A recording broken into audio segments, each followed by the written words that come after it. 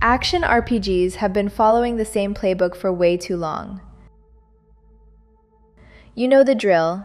Dodge roll, swing sword, cast spell, repeat until the health bar disappears.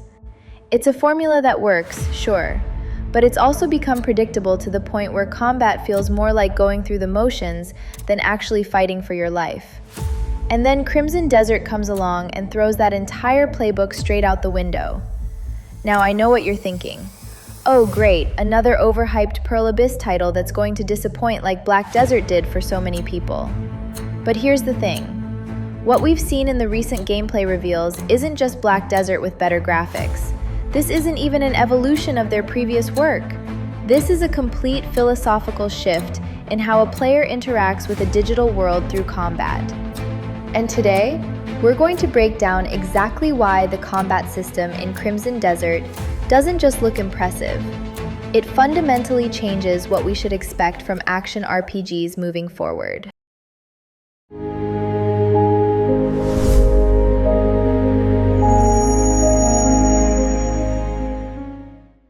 Let's start with the elephant in the room.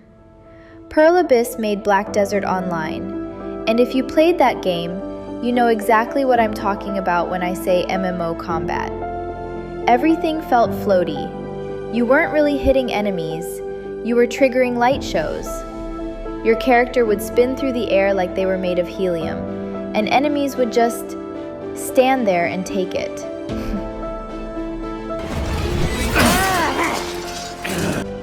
But watch this footage from Crimson Desert carefully. See that slight pause when Macduff's sword connects with the enemy's armor? That's called hit stop, and it's everywhere in this game. When you swing that massive claymore, you can feel the weight behind it. The enemy doesn't just play a damage animation, they actually get pushed back by the physics of the impact.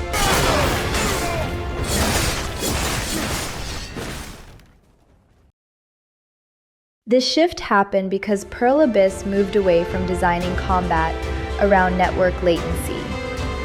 In an MMO, everything has to be predicted and calculated server-side, which means combat feels disconnected because, well, it literally is.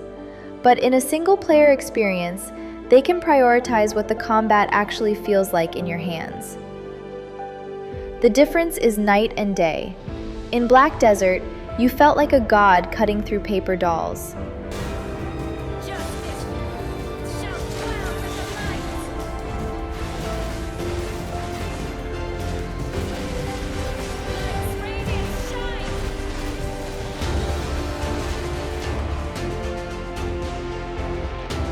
In Crimson Desert, every swing matters because you're not just managing animations anymore. You're managing actual physics. The sword has weight, the enemy has mass, and when those two things collide, the game makes sure you feel every ounce of that impact.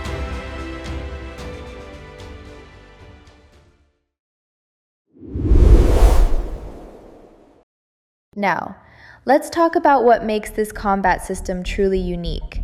And honestly, it's going to sound completely ridiculous until you see it in action. Crimson Desert has integrated full-blown professional wrestling moves into medieval sword combat, and somehow, it works perfectly. Most action RPGs treat your hands like they don't exist. You've got your weapon, maybe a shield, and that's it. But Pearl Abyss looked at that limitation and said, what if we just didn't have that limitation? So now, in the middle of a sword fight, Macduff can drop his weapon, grab his opponent, and deliver a suplex that would make Triple H proud.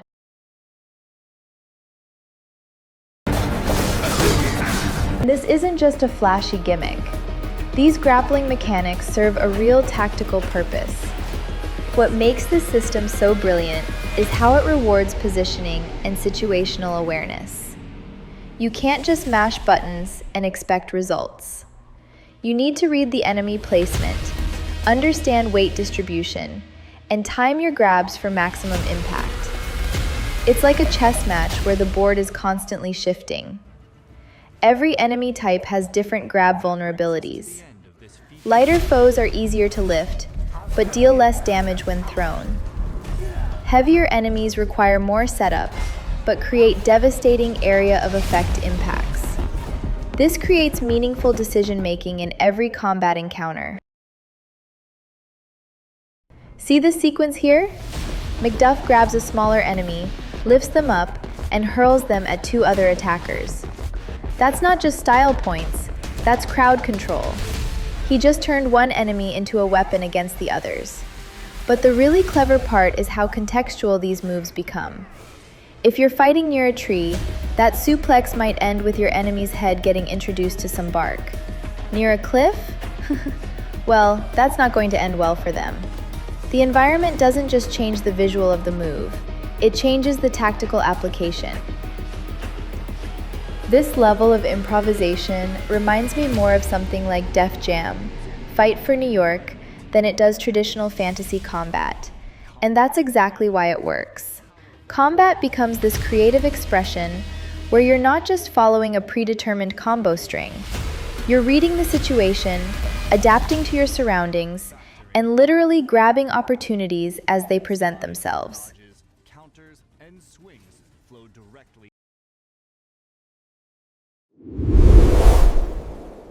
Speaking of the environment, let's talk about how Crimson Desert treats the world around you.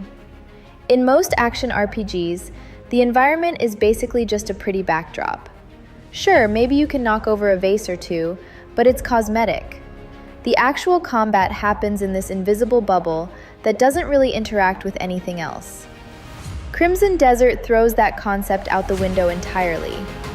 Everything in the world becomes a potential weapon or tactical element.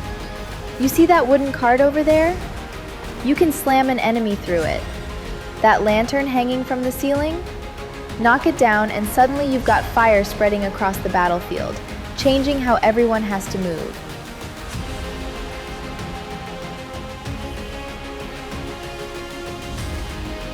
But here's what really impressed me. It's not just about destruction for destruction's sake.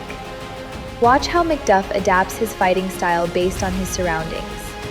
In an open field, he's using those wide, sweeping attacks to control space.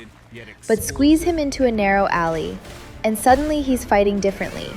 Shorter strikes, more grappling, using the walls to his advantage. This kind of environmental awareness is usually reserved for immersive sims like Deus Ex or Dishonored, where the whole point is finding creative solutions to problems. But seeing it applied to high-fidelity action combat? That's where things get really interesting. Every fight becomes this unique puzzle, where the terrain isn't just scenery, it's part of your arsenal. No two encounters in the same location will play out the same way, because there are just too many variables. Did you break that chair in your last fight here? Well, now it's firewood instead of a weapon. That kind of persistent change makes the world feel truly reactive. We'll see you in our next and final features overview video.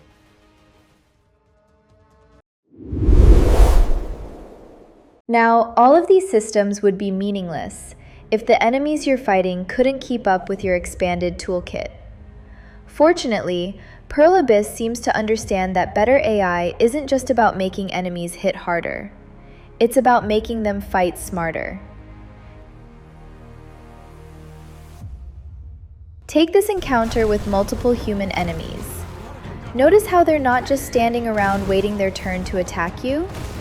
They're actively trying to flank you, coordinate their strikes, and cut off your escape routes.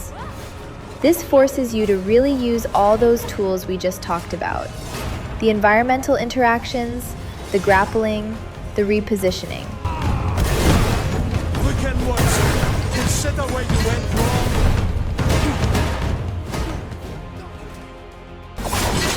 But it's the boss encounters where this philosophy really shines.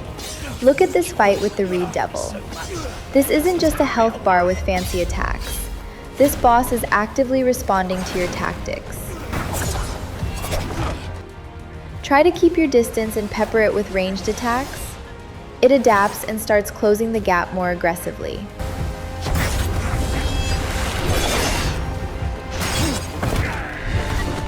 Get too comfortable with one combo pattern? It starts reading your timing and punishing you for it.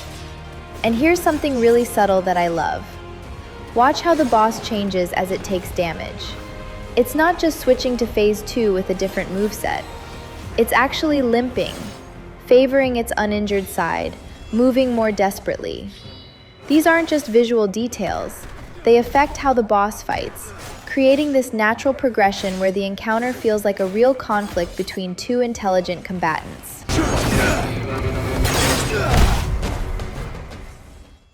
The whole encounter flows like a conversation between you and the AI. You make a tactical choice, the boss responds, you adapt, it adapts back.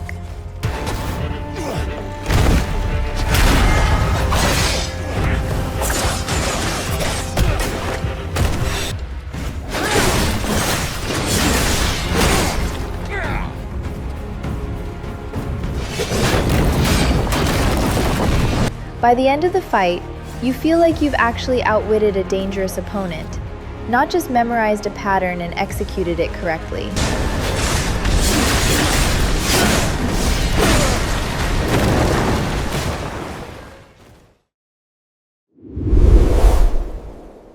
So why does any of this matter? Why am I calling this a game changer instead of just really good combat? Because for years, we've been settling for good enough combat in open-world RPGs. The excuse was always that these games had so many other systems to worry about. The story, the world building, the character progression. That combat was just one piece of a much larger puzzle. Crimson Desert is arguing that this was a false choice all along.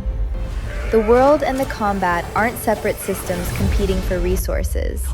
They're the same system. And the battlefield is yours to shape. When you can grab an enemy and slam them into that ancient pillar, the pillar isn't just set decoration anymore. It's part of the combat mechanics. When that boss fight seamlessly transitions from gameplay to cinematic moments without you ever losing control. But when he took one look at my luckless, The story isn't interrupting the action. It's enhanced by it. tried ending my life. This represents a fundamental shift in design philosophy that other developers are going to have to reckon with. CD Projekt Red, Ubisoft, Bethesda, they're all going to look at what Pearl Abyss has accomplished here and realize that their old excuses don't hold water anymore.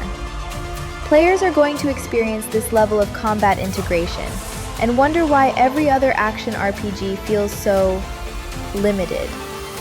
What we're looking at here is the emergence of a new hybrid genre.